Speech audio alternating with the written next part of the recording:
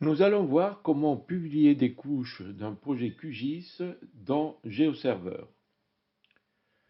GeoServer possède tous les outils nécessaires pour charger des couches, des fichiers de données, puis de leur donner un style particulier. L'avantage d'utiliser QGIS, c'est qu'on va récupérer en même temps les données nécessaires pour mettre en ligne sur GeoServer, ainsi que la symbologie que nous lui avons donnée dans le projet QGIS. Pour effectuer cette opération, nous allons utiliser une extension de QGIS, GeoCat Bridge. Une fois cette extension installée, vous retrouvez son menu sous Internet, GeoCat Bridge, et Publish.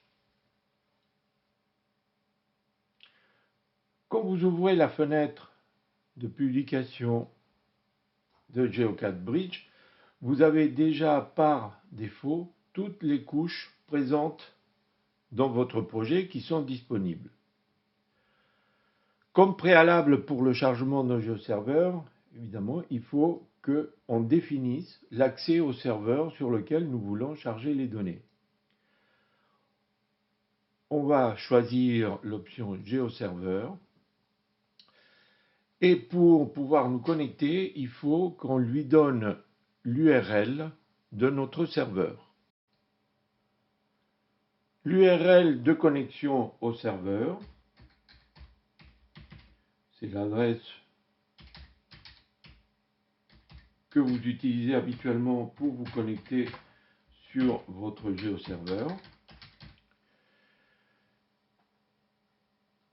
Puis, il faut définir les paramètres de connexion.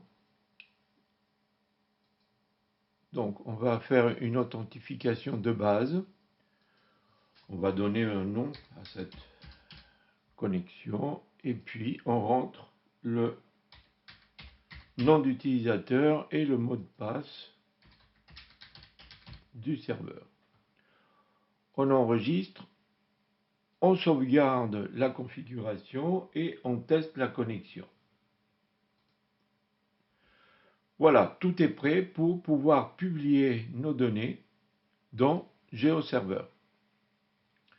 On va laisser toutes les couches par défaut et on va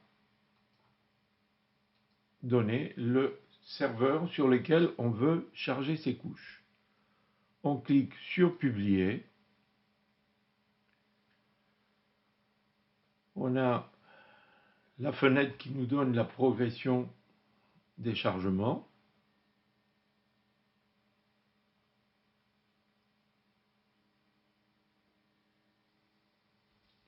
Et le résultat du chargement. Maintenant, si nous revenons sur GeoServer, dans les couches, nous allons trouver les couches que nous venons de charger avec un préfixe qui est le workspace dans lequel elles ont été chargées. Ce préfixe-là, il est récupéré du nom de votre projet QGIS.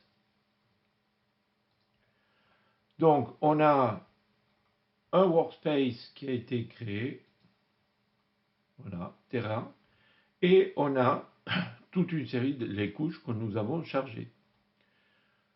On va vérifier, par exemple, les bâtiments, et nous pouvons voir que les bâtiments ont la symbologie que nous avons définie dans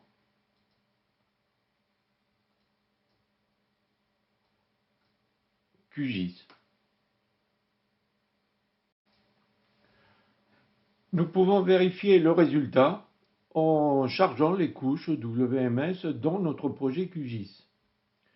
On va enlever deux couches, tronçon, route numérotée et cours d'eau, et on va se connecter sur notre serveur. On va charger donc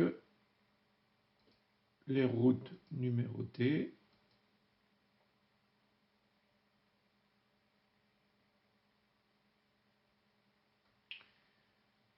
et les cours d'eau.